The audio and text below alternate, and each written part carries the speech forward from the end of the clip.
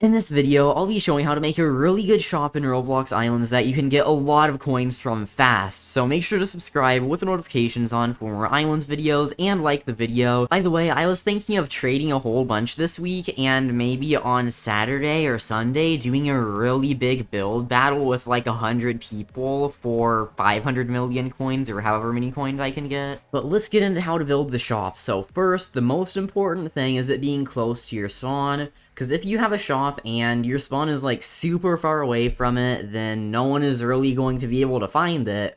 And then if you have to show people where it is or put a sign to tell people where it is, then it's probably too far away. So at the beginning, my shop was too far away.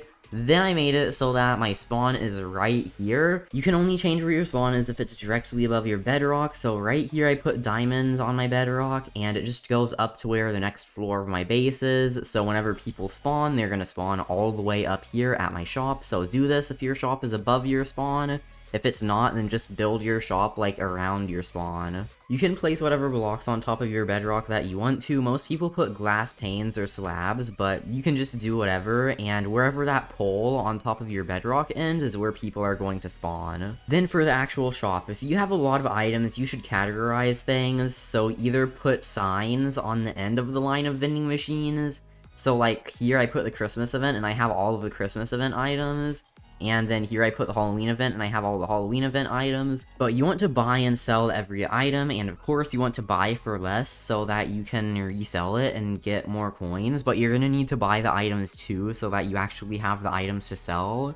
So place a vending machine. This is going to be the buy one so people can buy from it, and then place 2 blocks on the end, like right behind it, and then place another vending machine. Change the top vending machine from buy to sell so that people can sell items to it. Then you're gonna need to put whatever item you want to in it. For example, if I wanted to sell and buy fireplaces, then it would look like this, but of course I'd need accurate values, and the best place to get accurate values is my value list. I update it frequently, and the values are the most accurate of any values anywhere, because like I trade so long a day and I like update the stuff, especially high demand things. Diamond stuff is updated almost every day.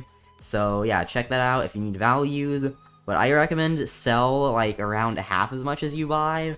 So for example, if I was selling fireplaces for 1,000, then I would want to buy fireplaces for 500.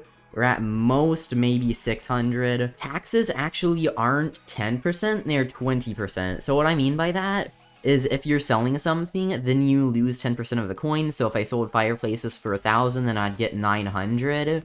And then if I bought them for 850, I'd pay 944, which means I'd lose around 50 coins every time a fireplace goes through circulation, like if someone sells it and then I put it in the buy vending machine and someone buys it. But here's the thing, the developers said that taxes were added to slowly get rid of duped coins, but then shortly after that, they wiped everyone, so there were no more duped coins, but taxes are still here. Now their tip for shops is don't make things too close together. I recommend making the rows of items at least 5 blocks apart so that people can go in them and look at the other thing. Because if they're too close, then it's going to be harder for people to see stuff, and it's just not going to be that good for people buying stuff from the shop.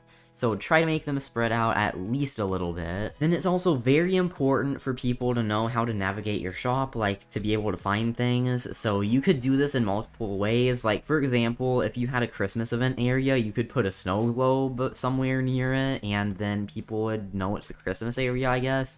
Like you could put a snow globe right on the side of it. Then there's an even smaller way to organize stuff that is pretty efficient. So you want to put related things by each other, even if they're in the same category. Like, for example, I have the diamond things by each other, then the diamond tools by each other, the diamond weapons, the diamond portal things, and then just an extra diamond thing.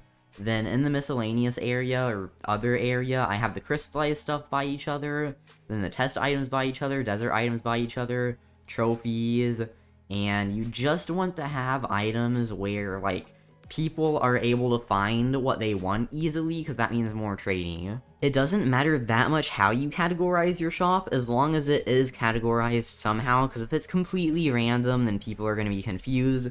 Like, I've seen people put blocks above the vending machines to signal how expensive it is.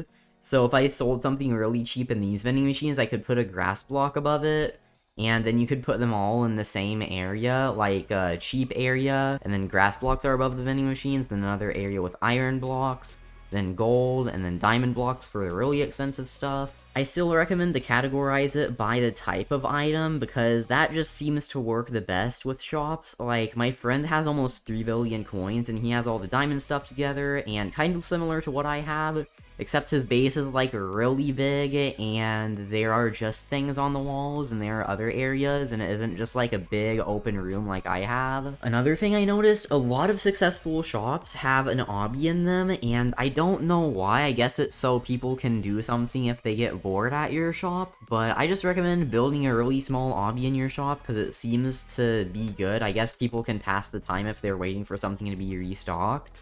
Or it just seems like a good idea, because a lot of big shops do it. People with the pro rank have a really big advantage though, because they can have a lot of people in their server, because it's 60 instead of 15, so I guess you can profit and trade 4 times faster. If you don't have the pro rank, it's probably best to trade by not telling everyone your join code in the chat. Just like say that you're trading something, and whenever someone DMs you, then say your join code, because some people might join you and they're not even planning to trade. And if you don't have the pro rank, you can only have 15 people in your server, so it is way more useful to only have people trading in your server. And if you don't have the pro rank, make sure you say exactly what you're trading and for how much. So for example, selling diamond pickaxe, 800k or something like that. But if you do have the pro rank, then it doesn't really matter, because you can have 60 people in your server, so just say the join code and hope people join. Then to get a place to say your join code, I recommend joining Islands Discord server and my Discord server. So Islands Discord server is on the Islands game on Roblox, so you can just go over there, scroll down a little bit, then you're gonna see the Discord join thing, click that, then only trade in the trading channel. Then my Discord server is linked in the description of this video, but again, make sure to only trade in the trading channel. But in an Islands Discord server, don't make your message more than 5 lines long.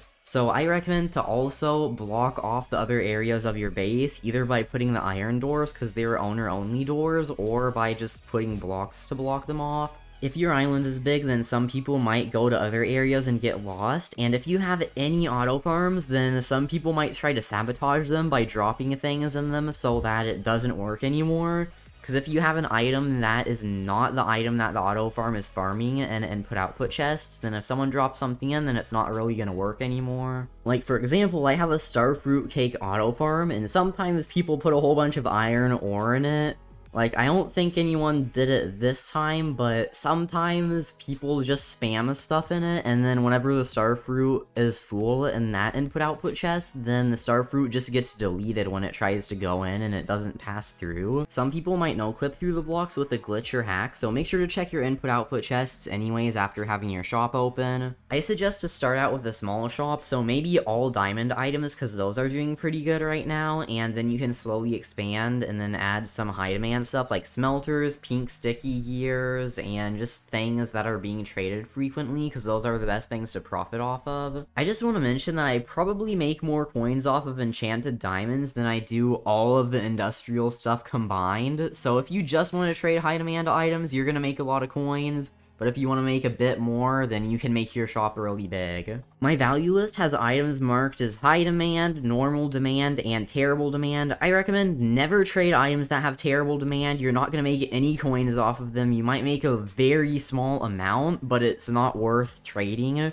Then normal demand items, if you want to make a big shop, you should include a bunch of those. But to have a successful shop, you're going to need to have all of the high demand items, except for berries, because they're really cheap, so you won't really profit that much off of them. So you're going to need berry seeds, starfruit seeds, rage blades, diamond pickaxes, diamond axes, gold, electrite, diamonds, enchanted diamonds, propellers, industrial smelters, steel rods, pink sticky gears, and slime portals. The final thing you need to do to have a successful shop is to change the prices based on how many people sell or buy that item. So for example, if no one is buying diamonds for 14,000, then maybe I could make it so I'm selling them for only 12,000. And if no one's selling the diamonds for 6,000, I could make it so that I'm buying them for 7,000. If you're not sure about an item, buy it for a very low amount and sell it for a very high amount, and then change that based on if anyone's selling or buying it.